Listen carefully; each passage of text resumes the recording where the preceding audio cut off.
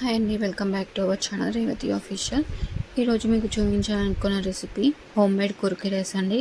అంటే పిల్లలు చాలా అన్హెల్దీ ఫుడ్ తింటుంటారు కదా, సో అందుకోసమని ఇంట్లోనే ప్రిపేర్ చేసి పెడితే తింటారు కదా, అలా చేద్దామని చెప్పేసి నేను ఈ వీడియో అయితే చేయడం జరిగింది. సో అలాగే మీతో కూడా షేర్ చేసుకుంటున్నాను. పిల్లలకి హెల్తీ కూడా, అలాగే ప్రోటీన్ కూడా అందుతుంది. పీనట్స్తో చాలా హెల్తీ ప్రోటీన్ కూడా వస్తుంది కదా, సో అందుకోసం చెప్పేసి ఈ పీనట్స్ తోటి అయితే నేను కురుకురే రెడీ చేస్తున్నాను. సో దానికోసం పీనట్స్ బాగా ఫ్రై చేసేసుకొని 1 కప్ మీకు ఎంత కావాలంటే అంత తీసేసుకొని, తర్వాత 1 కప్ బియ్యం పిండి, అలాగే 1 టీ స్పూన్ నువ్వులు యాడ్ చేసేసుకున్నాను. సో తర్వాత శనగపిండి అండి, శనగపిండి నేను టీ స్పూన్ కన్నా కొంచెం పెద్ద స్పూన్ తీసుకున్నాను. దాంతో 1 టీ స్పూన్ యాడ్ చేసుకున్నాను శనగపిండి. మీరు కావాలంటే 2 టీ స్పూన్స్ తోటి మీ శనగపిండి యాడ్ చేసుకోండి, కరెక్ట్ మెజర్మెంట్ అవుతుంది. సో తర్వాత ఇందులో మిరియాల పొడి 1/2 టీ స్పూను, అలాగే chilli flakes, oregano 1/2 teaspoon add చేసేసుకోవాలి.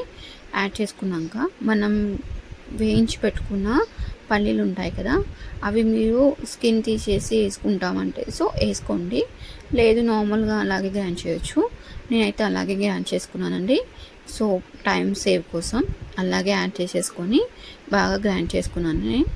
ఇలా ఎందుకంటే పేస్ట్లా కాకుండా నార్మల్గా మెత్తగా పిండిలాగా అవ్వాలి.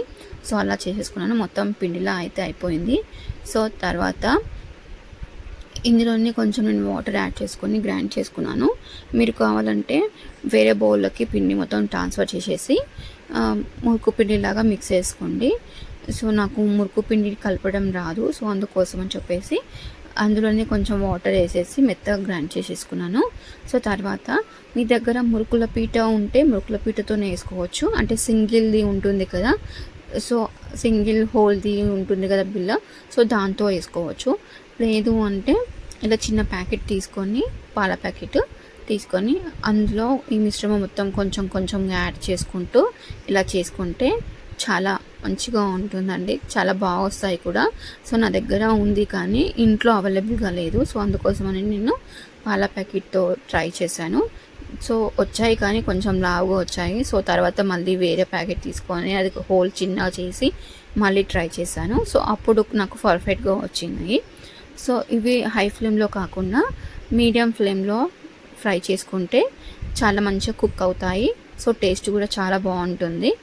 సో అన్నీ ఇలాగే స్టెప్ బై స్టెప్ చేసుకొని అన్నీ ఒకసారి తీసుకొని పెట్టుకున్నాక అందులో మీరు సాల్ట్, కారం యాడ్ చేసుకోవచ్చు. లేదు అంటే చాట్ మసాలా కూడా యాడ్ చేసుకోవచ్చు. ఏదన్నా ఒకటి యాడ్ చేసుకొని సర్వ్ చేసుకుంటే చాలా బాగుంటుంది. పిల్లలు కూడా చాలా ఇష్టంగా తింటారు. సో ఇవైతే చాలా పర్ఫెక్ట్గా వచ్చాయండి.